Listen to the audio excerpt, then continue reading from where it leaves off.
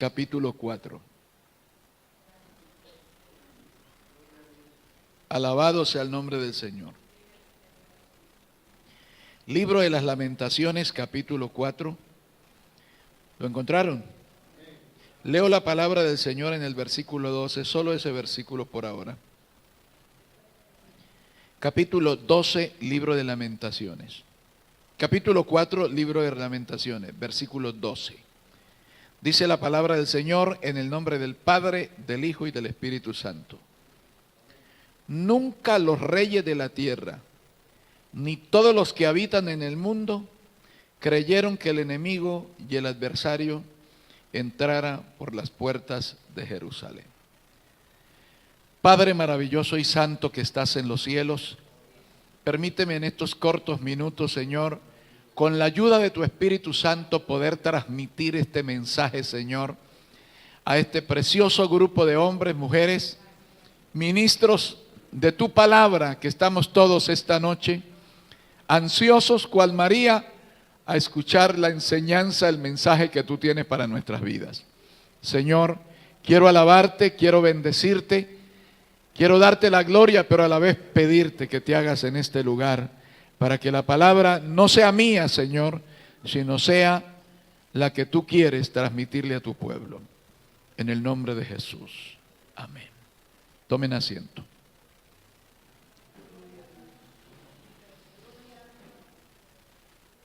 Pienso que todavía el humo del incendio se miraba en la ciudad de Jerusalén cuando este hombre, con lágrimas en sus ojos, transitaba lo que antes eran las calles gloriosas de la ciudad, mirando también las ruinas de lo que habían sido casas humildes y casas lujosas que ahora estaban destruidas por el efecto devastador, depredador que había tenido el ejército babilónico.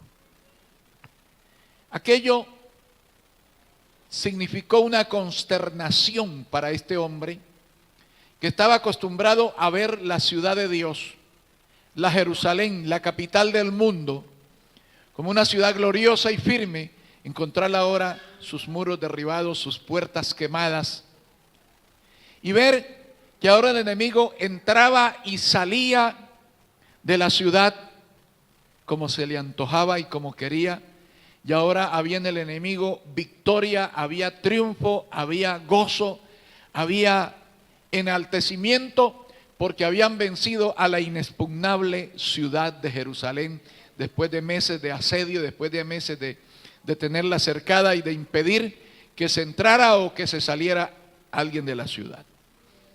El capítulo 4 comienza diciendo: cómo se ha ennegrecido el oro, cómo el buen oro ha perdido su brillo. Esto habla de la riqueza, esto habla del valor, esto habla de las cosas hermosas que habían en la ciudad de Jerusalén, pero que ahora ya no estaban porque el fuego de la destrucción los había acabado. Entonces él comienza a hacer una evaluación en este capítulo de todo lo que se perdió, de todo lo que se destruyó, de todo lo que se acabó. Y él se pregunta: ¿cómo es posible? ¿Cómo es posible que el enemigo, el adversario, entrara por las puertas de esta grande e invencible ciudad? ¿Cómo es posible? Alabado el nombre del Señor. Y eso comienza cuando uno va a los primeros capítulos del libro del profeta Jeremías, cuando Jeremías les advierte y les dice con toda certeza: dos males ha hecho mi pueblo. Me dejaron a mí fuente de aguas vivas y cavaron para sí cisternas rotas que no retienen agua. Alabado el nombre precioso del Señor. Dos males ha hecho mi pueblo: me dejaron a mí, dejaron al Señor, dejaron de mirar al Dios Todopoderoso, dejaron de depender de Él y comenzaron a depender del mundo, de lo terrenal, de lo perecedero, de lo que no sirve, de lo que no funciona, de lo que no vale la pena. Dejaron a Dios. Y cuando dejamos a Dios, cuando comenzamos a dejar a Dios, comienzan a ver los síntomas en nuestra vida, porque hoy ya nada debe sorprendernos, aunque hay veces que a uno le sorprenden cosas. Hace unos 8 o 10 días atrás, un personaje que perteneció a esta obra hace muchos años y que hablaba también de esta obra y que decía que esta era una obra de Dios para los últimos tiempos, y que yo lo escuché llorar en oración diciendo: Señor, bendice esta obra y que nunca vaya a entrar en decadencia. Pues él hoy está en decadencia, está destruido. Y por ahí, porque es de Colombia, y estuvo visitando aquí a la Argentina algunos amigos que tiene, no vayan a decir que yo estoy aquí. Qué triste, hermano, después de haber predicado la palabra del Señor. Por eso digo, uno entiende que ya nada debe sorprenderle, y mucho menos en el diario caminar de la iglesia de Cristo. Sin embargo, hay cosas que le sorprenden, que uno no puede esperar. ¿Cómo es posible que gente que predicó la palabra, que se mantuvo en alto, que por muchos años estuvo dando testimonio del poder, de la gloria y de la santidad del Señor, hoy estén predicando cualquier cosa, difamando el nombre de Cristo y pisoteando la sangre del Cordero? Entonces eso le sorprende a uno. Hace como una semana murió un gran predicador norteamericano, famoso porque era un tremendo evangelista, pero ahora, después de que murió, han surgido comentarios que era esto, que él era esto otro, que él era esto otro, porque siempre viene la difamación. Nosotros conocíamos, porque yo estudié bastante sobre este hombre, nosotros conocíamos sus virtudes y sus defectos, gloria al Señor. Pero aprendimos a valorar de él lo que nos enseñó de bien, sabiendo que tenía sus defectos.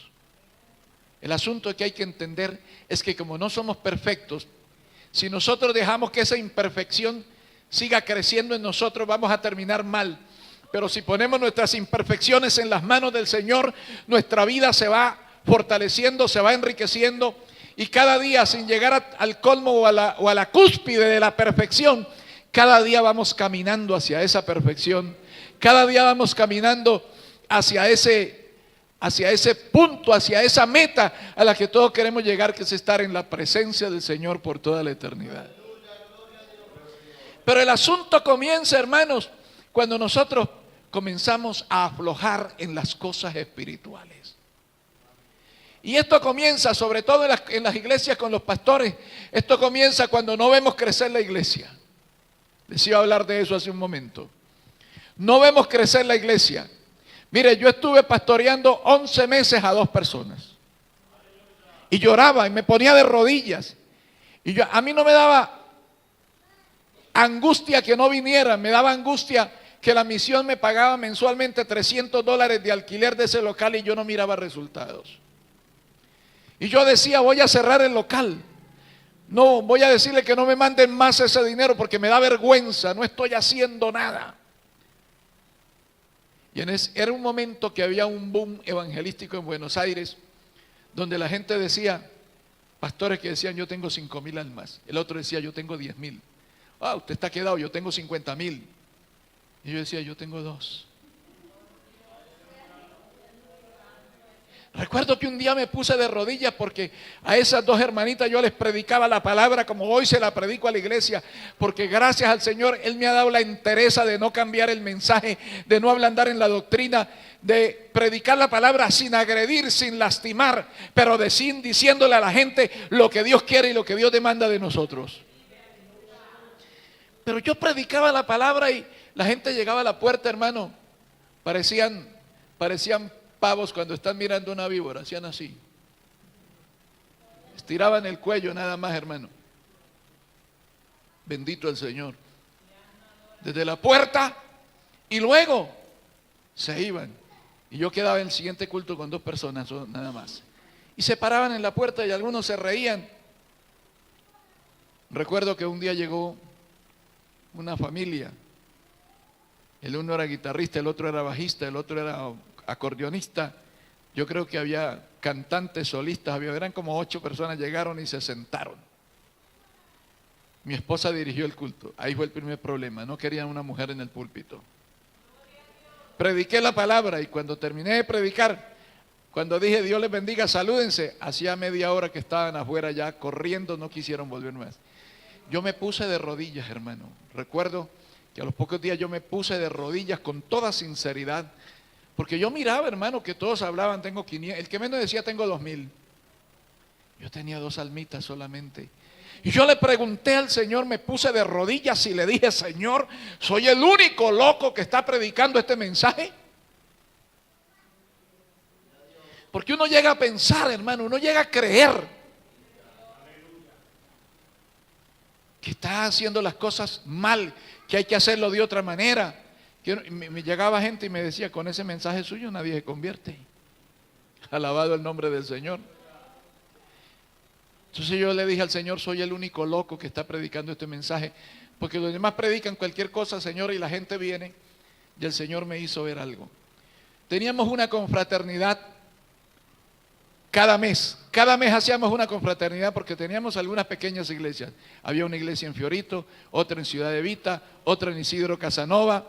De hecho, de ahí no queda sino la de Ciudad Evita. Las otras se diluyeron, gloria al Señor. Pero hacíamos una congregación con 4 congregaciones, una confraternidad con 4 congregaciones. Y reuníamos una multitud de gente, a veces teníamos hasta 25 hermanos en la confraternidad. Los que hay esta noche acá, hermano, son una multitud comparando con las confraternidades que hacíamos. Pero ahí yo tenía al frente 3 pastores y sus esposas para predicarles. Y Dios puso un mensaje en mi vida que se lo decía desde el alma. Les predicaba la palabra por ser el supervisor, pues yo aprovechaba esta oportunidad para ir adoctrinando a las iglesias y a los pastores para que entendieran que teníamos que tener unidad de criterios, unidad de doctrina y no predicar cosas diferentes los unos de los otros. Y yo les decía a los pastores, hermanos, por favor, no vayan a aflojar en doctrina. Yo sé que ustedes están mirando alrededor los miles y los 10,000 y los 100,000 que hay, porque había uno que decía yo tengo 100,000 y el otro decía yo tengo 300,000. Mano, aquello era aterrador. Yo decía, no piensen en los miles o en los 100,000. Piensen que en algún momento eso se va a acabar y la gente que está escuchando tanta basura, tanto mensaje liviano, tanta palabra sin sentido, va a comenzar a buscar iglesias en donde congregarse, pero iglesias que le prediquen la palabra. Y si nosotros, porque no crecemos, porque no aumentamos en número, aflojamos en el mensaje para que la gente venga, cuando la gente comience a buscar palabra, ¿a dónde va a ir si nosotros hemos cambiado el mensaje? Así que no lo cambiamos. Así que nos mantenemos. De hecho, algunos de los pastores, sobre todo las familiares de los pastores que habían ahí, familiares de un pastor que había ahí, mire, este pastor, esta familia no quería mucho este mensaje porque ellos, las hijas eran mundanas, pero mundanas. Entonces nosotros teníamos que predicar la palabra del Señor. Recuerdo que mi esposa, en una de las confraternidades, precisamente en la casa de ese pastor, en una de las confraternidades, mi esposa, llegábamos primero, nos pusimos de rodillas y bueno, yo tenía que predicar, me paré a repasar un poquito el mensaje que tenía y en eso entraron las hijas del pastor. Se arrodillaron, pero hermano, daba asco la ropa que traía. Mi esposa estaba de rodillas.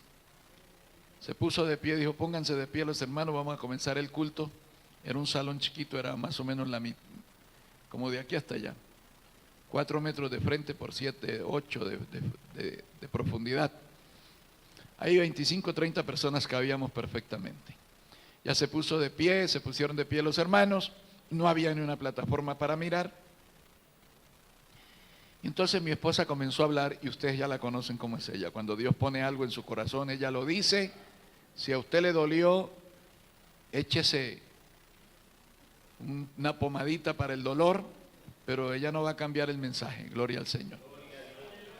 Y las muchachas estas seguían de rodillas, hermano, pero ellas no se imaginaban lo que venía. Y cuando mi esposa comienza a hablar, hermano, ella no las había visto, Dios es testigo, porque cuando la gente se paró, las chicas quedaron allí detrás del grupo y mi esposa en el púlpito, yo casi no la miraba tampoco, que ya le digo, no había plataforma. Entonces, ella comenzó a hablar y Dios puso en sus labios, yo digo fue Dios, hermano, que no había visto nada. Empezó a hablar de las muchachas, decía las muchachas que se visten deshonestamente, que tienen un descaro tal para vestir, que es vergonzoso la ropa que se ponen, que se les marca todo, hasta las prendas íntimas se les marca por encima de la ropa que tienen. Mi esposa decía todo eso, hermano, y así estaban estas muchachas allí. Llegó el momento que ellas no sabían si pararse o quedarse de rodillas el resto de la confraternidad, porque la palabra del Señor las había confrontado. Bendito sea el nombre del Señor. Porque uno tiene que predicar esa palabra y decir las cosas que Dios quiere que uno diga. Y puede haber gente que se molesta, puede haber gente que se duela, pero hoy hay gente que está buscando esta palabra porque está cansado de la liviandad, está cansado de un mensaje sin gracia, sin sentido, sin poder y sin valores espirituales. Y repito, no tenemos que agredir a la gente, no tenemos que lastimarle su religión, no tenemos que lastimarle sus ropas, no tenemos que lastimarle sus vestiduras.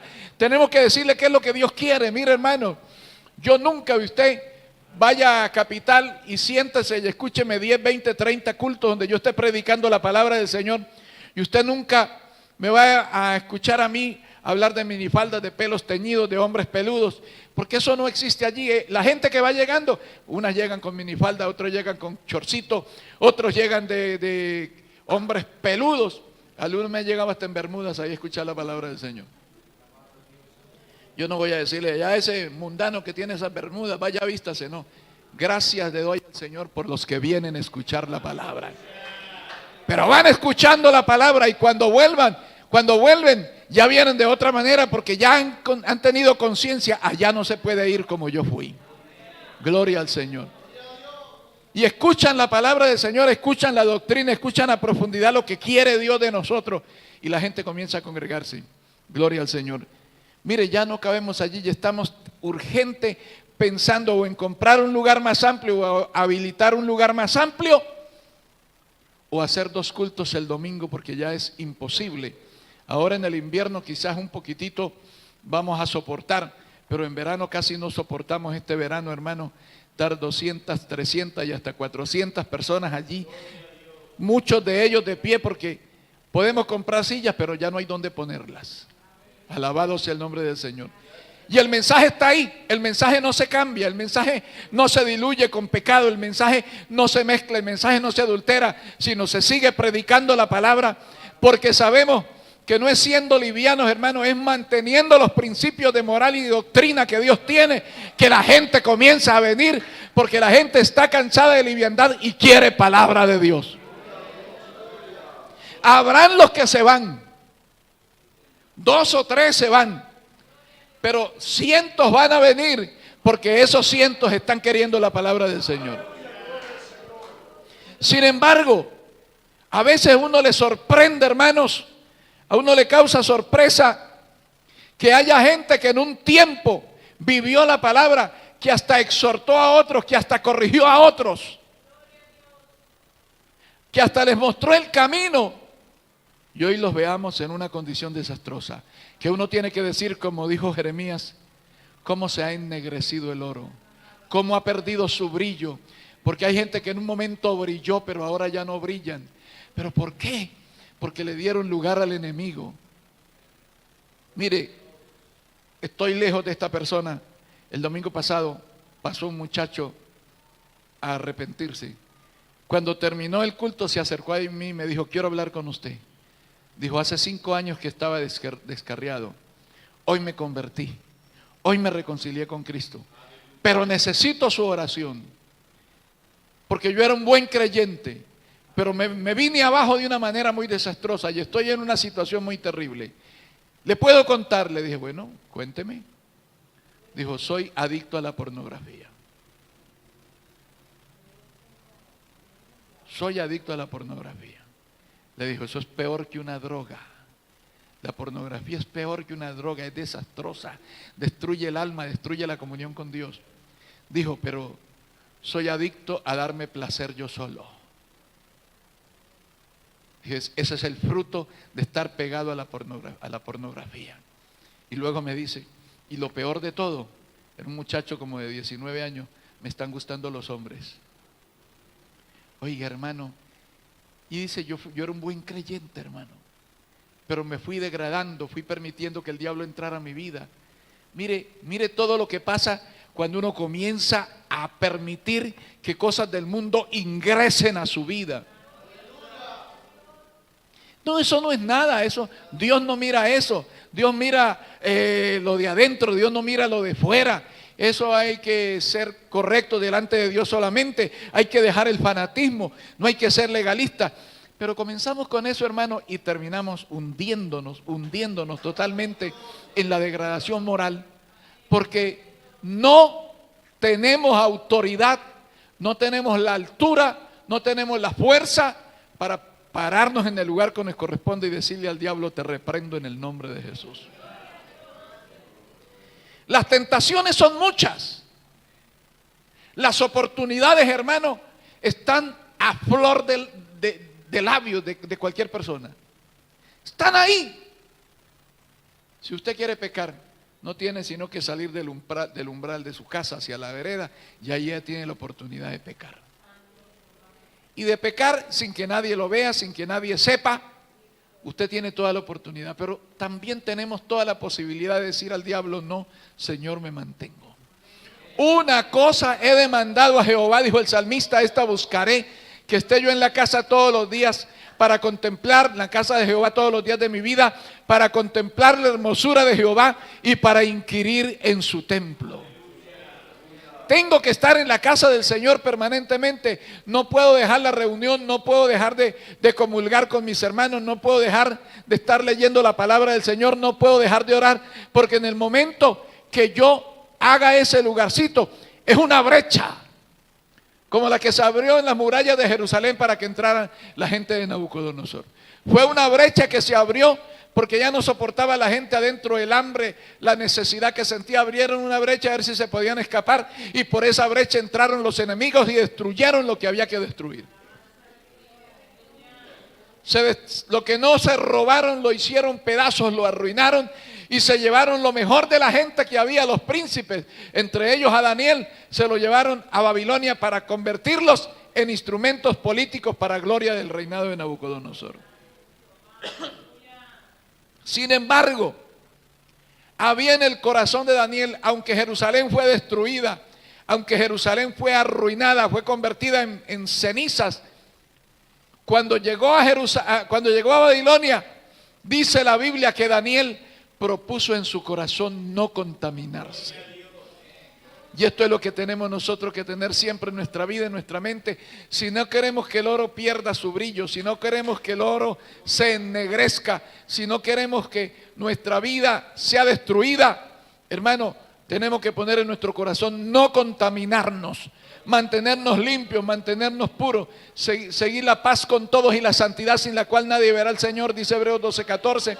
Y Pedro nos dice en 1 de Pedro 1:16, así que como aquel que los llamó es santo, sed también vosotros santos en toda vuestra manera de vivir. Esa es la única forma de que el enemigo no entre. Hoy hay gente que, al igual que Jerusalén, está destruida, que sus muros están caídos, que sus puertas están quemadas, que el enemigo entra y sale de sus vidas las veces que le da la gana, porque no tiene protección, no tiene seguridad, porque han dejado al Dios del cielo. Y algunos de ellos están en las iglesias, y algunos de esos viven en las iglesias, algunos de esos hasta predican la palabra, pero su vida está arruinada, su vida está destruida, su vida está acabada. El enemigo entró, hizo lo que quiso. Ministros, hermano, ministros. Cierto predicador que hay, que recorre el mundo del jet set evangelístico, yo le llamaría así, el jet set evangelístico, donde están los famosos de la televisión en cuanto a evangelismo hace referencia, los grandes predicadores, los teleevangelistas. Yo conocí la historia de uno de ellos, porque su propio hermano, que es pastor, me lo contó. Me dijo: mire, mi hermano era el coordinador de mis campañas,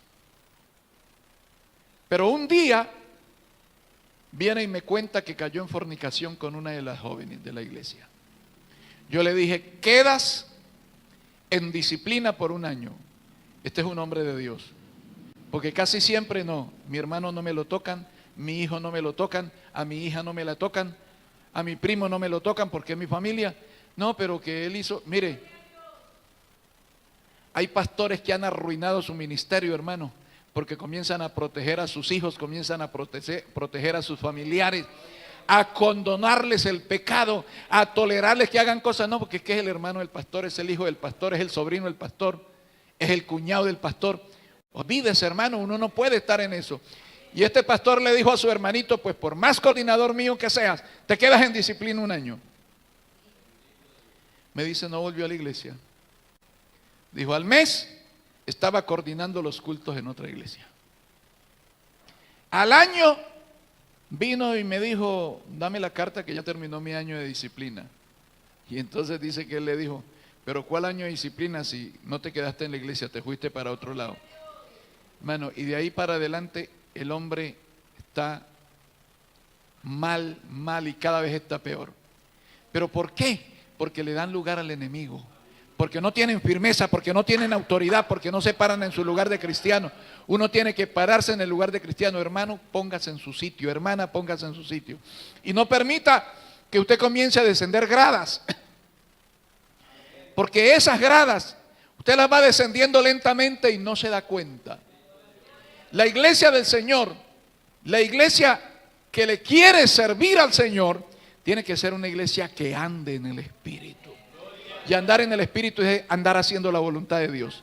Andar en el Espíritu es hacer las cosas que a Dios le agrada. Andar en el Espíritu es vivir la palabra. Andar en el Espíritu es ser ejemplo al mundo. Andar en el Espíritu es ser creíble a una humanidad que está buscando, en medio de tantas falsedades y de tanta mentira, está buscando una salida, una solución para sus problemas.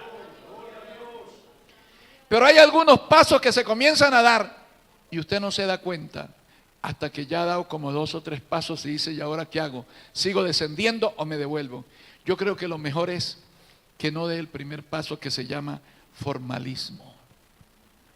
¿Qué es el formalismo? El formalismo religioso, el formalismo evangélico. El formalismo es aquella historia de que yo estoy viviendo la palabra del Señor, de que yo hago lo que la Biblia dice, de que yo hago lo que la Biblia me manda. Pero lo hago porque me toca hacerlo. Lo que le pasaba a la iglesia de Éfeso, que el Señor le dice, has trabajado, has tenido paciencia, has hecho las cosas bien por amor de mi nombre, has desenmascarado a los que se dicen ser apóstoles y no lo son, y los has declarado mentirosos, has trabajado y has tenido paciencia, hacía muchas cosas. Dice, pero tengo contra ti que no tienes el primer amor, que has perdido tu primer amor. Hermano, eso es lo que no podemos perder, el ánimo, la dinámica, las ganas de hacer las cosas, la alegría de estar en la casa del Señor, el deseo inmenso de estar permanentemente haciendo la iglesia, la obra del Señor. Que hay vigilia, ahí estoy. Que hay ayuno, ahí estoy. Que hay evangelismo, ahí estoy. Que es culto de oración, allá voy. Que es culto de doctrina, me voy a sentar a escuchar la palabra. Alabado sea el nombre del Señor. Hay que estar allí para no perder el fuego, para no perder la unción, para no perder la gracia de Dios. Porque si no, después nos vamos a volver autómatas. Autómatas que oramos porque la Biblia dice, que evangelizamos porque la Biblia dice, que venimos al culto para que no digan que me estoy descarriando. Y hacemos todas las cosas por costumbre, por inercia, porque ya estamos acostumbrados a hacerlo. Pero tenemos que hacer las cosas como si cada día fuera una nueva experiencia. Y es que cada día tiene que ser una nueva experiencia con el Señor. Vamos a ir el jueves al culto de doctrina, porque hay que ir, porque es jueves de doctrina. Escuchar doctrina está bien, ya me la sé, pero hermano, deje eso. Mantenga el fuego en su vida. Diga como dijo David, yo me alegré con los que me decían, a la casa de Jehová iremos. Hay que ir con gozo, hay que ir con alegría, hay que ir con disposición, hay que ir con regocijo, hay que ir a escuchar esa palabra de Dios, hermano, con toda la voluntad de nuestro corazón. Y decirle al Señor, quizás hoy me quieras enseñar algo que yo no había escuchado y que necesito escuchar para el mejor estar de mi vida y de mi relación contigo. Pero si nosotros nos volvemos formalistas, pues hacemos todas las cosas. Oramos porque nos toca, nos santificamos porque nos toca, pero no hay el amor que tenemos que tener. Imagínese usted, dijo un escritor cristiano, imagínese usted, ya hablo con los varones acá, que su esposa le dice: mi amor, llevo tantos años viviendo contigo, te he dado tantos hijos, te lavo la ropa, te he sido fiel y te seguiré siendo fiel, hago todo lo que me corresponde como una buena esposa y lo voy a seguir haciendo, pero quiero decirte que ya no te quiero. ¿Cómo se siente un hombre así? Porque yo creo que los que somos casados, lo que más nos preocupa es que el amor entre el esposo y la esposa se mantenga vivo, vigente. Gloria al Señor. Llevo 42 años de casado y sigo enamorado de mi señora. Gloria al Señor. Y nos queremos mucho, bendito sea el nombre del Señor. Y ahora que pobrecita la veo toda enfermita, que a veces no puede casi ni caminar, pero me gozo de poder darle una mano, porque fue lo que yo prometí. Prometo serte fiel en la riqueza, en la pobreza, en la salud y en la enfermedad. Yo no voy a decir, bueno, esta vieja ya está enferma, que se vaya para un geriátrico y me voy a buscar otra. Alabado el nombre del Señor. No, es la que Dios me dio, con la que me casé y con la que vamos a estar hasta que la muerte nos separe. Alabado el nombre precioso del Señor. Pero imagínense que la mujer le dice al marido: ya no te quiero, voy a hacer todas las cosas que tengo que hacer porque me toca, pero ya no te quiero. ¿Sabe lo que le dice ese hombre? Entonces váyase, porque no me interesa tanto lo que me sirve, sino que me quiera. Si no me quiere, váyase. Pero el Señor tiene tanta misericordia que le dice a la iglesia de Éfeso: arrepiéntete, recuerda de dónde has caído y arrepiéntete ya en las primeras obras, vuelve al primer amor, vuelve a quererme, vuelve a darme tu amor, vuelve a darme tu voluntad, para yo seguirte bendiciendo y para volver a ponerte en el lugar donde antes te tenía.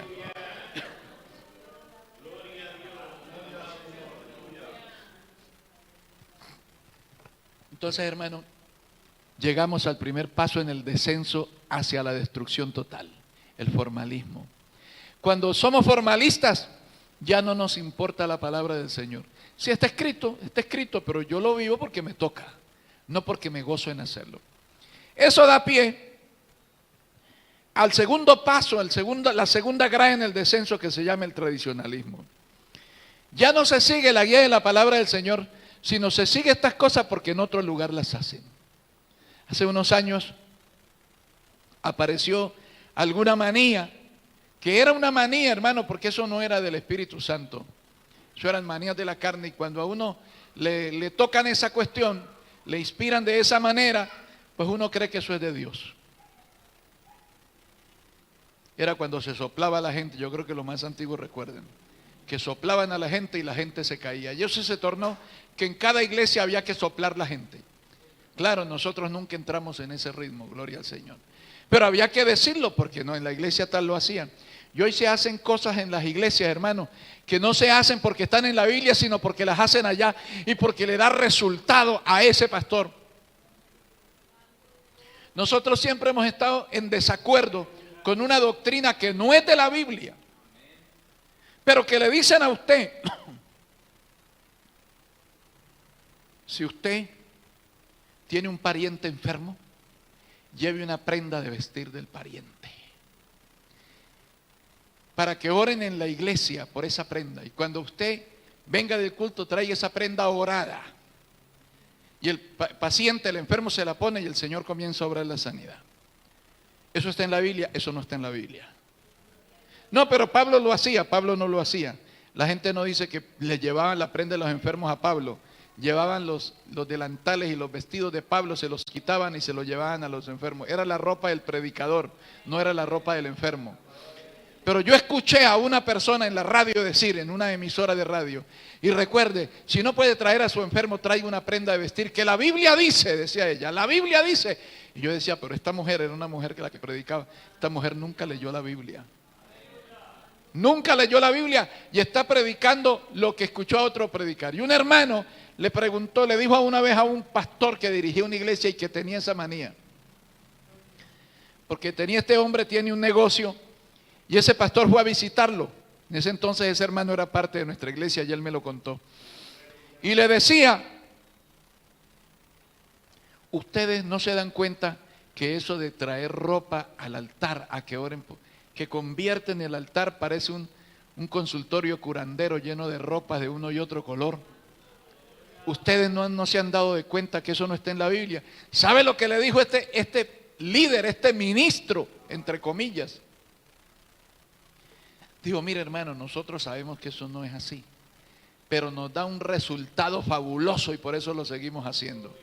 Entonces, mire usted hermano, todo lo que se hace, porque claro, allá lo hicieron y está bien. Mire, en una ocasión, en aquel tiempo de soplar y tirar, golpear a la gente con el saco, en Formosa se le ocurrió a un hombre hacer eso. Y convocó a las iglesias y las convocó en un estadio, en el Estadio Centenario, hermano. Se reunieron todas las iglesias porque iban a ocurrir milagros, eso es mucho boom publicitario. Y el Señor lo dejó, hermano, avergonzado. No pasó absolutamente nada. Pero quieren hacer las cosas porque en otro lugar las hacen. Tenemos que hacer las cosas porque la Biblia dice, y si no lo hacemos según la Biblia, estamos siguiendo el segundo paso en el descenso, que es el tradicionalismo, y entramos al tercer paso, que es el legalismo. Cuando ya se ha perdido la unción del Espíritu Santo, cuando ya se ha perdido la dinámica, cuando hacemos las cosas por inercia y no por alegría, cuando estamos cumpliendo unas normas, porque la Biblia dice, entramos en el legalismo y nos ponemos a señalar a la gente. Esto está mal porque la Biblia dice que tú tienes que hacer esto y lo haces así.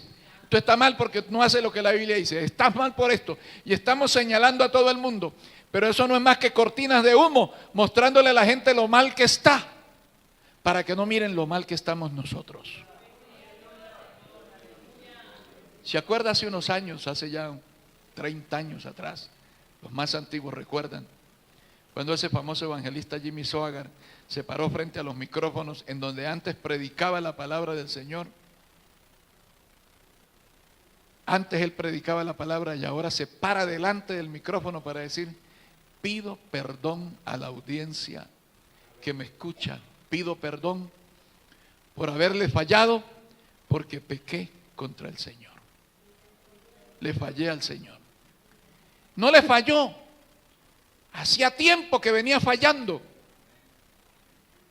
Y cuando se comenzó a descubrir su situación, mire, era un hombre que exponía la palabra con una capacidad y con una profundidad, hermano Vega se acuerda.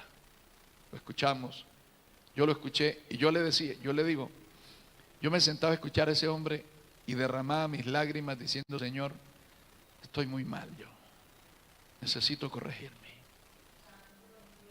El hermano Luisemio Ortiz, un hombre del nivel espiritual que tenía, él nos decía, de los predicadores de habla hispana en Estados Unidos, es lo único que se puede escuchar.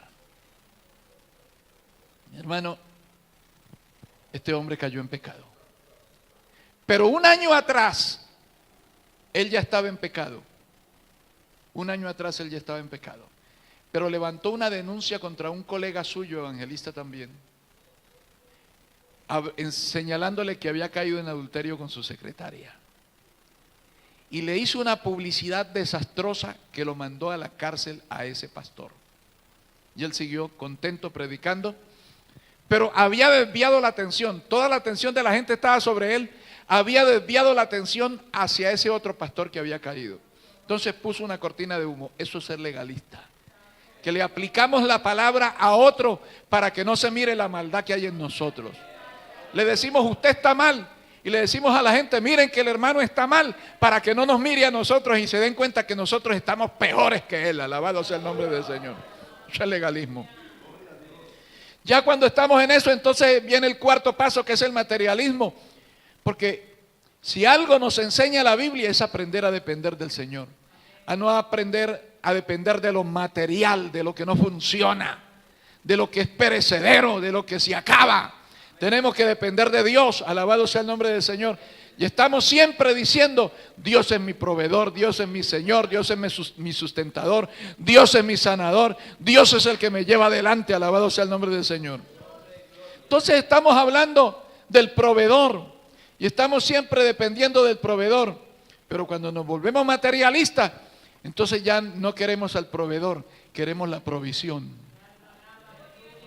Y se le enseña a la gente que hay que estar en la iglesia y que hay que venir a culto para que Dios nos bendiga materialmente, para que Dios nos prospere. y que hay que poner 100 para que el Señor le dé 10,000.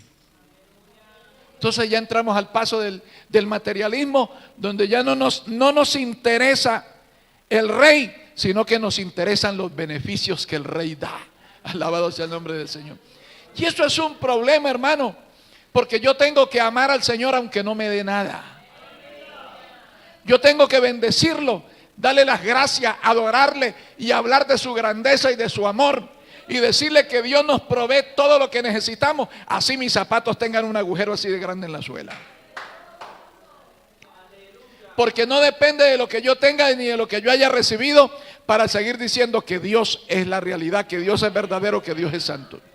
Si usted tiene medios para sustentarse, dele gloria a Dios y predique. Si usted no los tiene, dele gloria a Dios y predique también, porque Dios quiere que hablemos de su gloria, de su nombre, de su poder, y que nos mantengamos y que no estemos corriendo detrás de lo material. Si el Señor nos lo da, a su nombre gloria. Si no nos lo da, a su nombre gloria también, pero vamos a seguir fieles en sus caminos.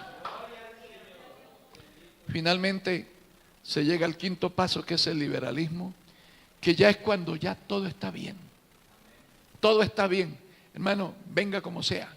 Dios lo ama a usted, Dios lo quiere. Usted es adúltero, venga. Usted es un ladrón, venga. Usted vende lotería, venga. Usted tiene un negocio donde vende cerveza y cigarrillos, venga. Que lo que Dios le interesa es que usted traiga la platita, traiga el dinerito. ¿Por qué? Porque ya no le importa a ese predicador y en esa iglesia, ya no les importa si las almas se pierden o se salvan. Lo que les importa es que la gente traiga dinero para sustentar los bolsillos de quien quiera que esté al frente de esa institución. Entonces, hermanos, por eso dije al principio, nada nos sorprende, aunque hay cosas que a uno lo sorprenden. Porque ¿cómo es posible? ¿Cómo es posible que después de haber estado sirviéndole al Señor, después de haber predicado esta palabra, miren, nosotros tuvimos un pastor que llegó a ser el pastor que más almas tuvo en su congregación? Él se apartó del movimiento, tiene su propia iglesia. Obviamente toda la gente que era del movimiento se le vino. A la semana de haberse apartado de la obra del movimiento, 800 se le salieron y pidieron al movimiento un pastor para levantar una nueva congregación. Allá está el hermano Samuel Mejía, está pastoreando esa iglesia. Ya tiene miles también, ya tiene como 3,000 almas. Y déjeme decirle que este pastor se atrevió a decir, cuando ya salió del movimiento: lamento haber estado casi 30 años predicando sobre la venida de Cristo cuando eso es una mentira. O sea, él predicó sobre la venida de Cristo, pero nunca la creyó, nunca estuvo convertido, pero le interesaba mucho que la gente viniera a su iglesia y se lamentaba estar en el movimiento porque no podía predicar la mundanalidad. Por eso se retiró, para predicar la mundanalidad. Por eso digo, hay cosas que a uno le sorprenden, pero no tendría que sorprendernos, porque esto está en la Biblia. Muchos son llamados, pocos son los escogidos. Pero que seamos de esos pocos que el Señor escogió para su gloria. Póngase de pie, le damos gloria al Señor. Aleluya. Padre maravilloso y santo que estás en los cielos, te alabo, Dios, te doy las gracias, te bendigo, te exalto, Señor, te honro y te glorifico. Gloria a Dios. Te damos gracias, Señor, en esta noche, Dios mío. Vamos a dar gracias a Dios, hermanos, por su palabra. Amén. Maravilloso Dios, queremos agradecerte, Señor, por esta noche, Dios, que usted nos ha hablado, nos ha enseñado, Señor. Gracias, Dios mío, por corregirnos también, amado Dios. Y aquí estamos, Padre, porque queremos cada día, Señor, agradarle más a usted. En el nombre de Jesús yo te doy gracias por la vida de tus siervos, Dios mío, que han estado en esta noche, Señor, en el nombre poderoso de Jesús. Gracias, Dios mío, por cada uno de mis hermanos, por cada vida, por cada alma que han estado escuchando tu palabra también a través de la radio, a través, Señor, de las páginas. Dios mío, que tú hayas, Señor, tocado los corazones, que tú hayas obrado, Dios, en el nombre poderoso de Jesús. Oh Dios santo, gracias Padre, te doy gracias Señor por corregirnos, dale gracias amado Dios, dale gracias hermanos al Señor, si en algo el Señor te ha enseñado, si algo el Señor te ha tocado, si en algo Dios te ha hablado a través de su palabra, es porque nos quiere, nos ama, nos corrige, nos exhorta, nos enseña, nos muestra el buen camino, nos quiere que nosotros no perdamos, sino que vayamos manteniendo siempre los principios, lo que hemos aprendido, los que nos han enseñado. Aleluya. Oh maravilloso Dios, yo te doy gracias en esta noche, Padre. Gracias, Dios mío. Mira, Señor, ahora tu pueblo, Señor, que va a regresar, que va a ir nuevamente a su hogar, Dios mío. Guárdalo, Señor, líbralo de todas trampas del enemigo. Guarda a tus siervos también, Señor, que también estarán viajando, regresando. En el nombre poderoso de Jesús te damos gracias, amado Dios. Amén y amén. Bien, amados hermanos, damos gracias, Señor, en esta noche. ¿Cuánto estamos gozosos, hermanos? ¿Cuánto nos sentimos que estamos en victoria? ¿Cuánto podemos decir el Señor me habló? Amén. Contento entonces, hermanos, porque el Señor nos ha hablado, nos ha enseñado, nos ha corregido, nos ha ajustado también un poco, y eso es bueno, hermanos. Así nos saludamos con la paz del Señor. Y bueno, hermanos, los hermanos que estarán viajando a Marco Juárez, día sábado, bueno, después lo estaremos organizando, amén. Porque yo creo que sábados vamos a dejar la actividad libre para que podamos ir, hermanos, todo. Pero mañana sí se estará trabajando al máximo. Amén, para poder dejar el día sábado libre y que todos podamos estar allí apoyando también a la obra del Señor. Amén. Pero quedan hermanos, así que la reunión va a seguir el día sábado, va a seguir aquí, hermanos. Amén. Con lo que queda estarán congregados. Amén, orando al Señor y compartiendo lo que Dios dé en ese momento.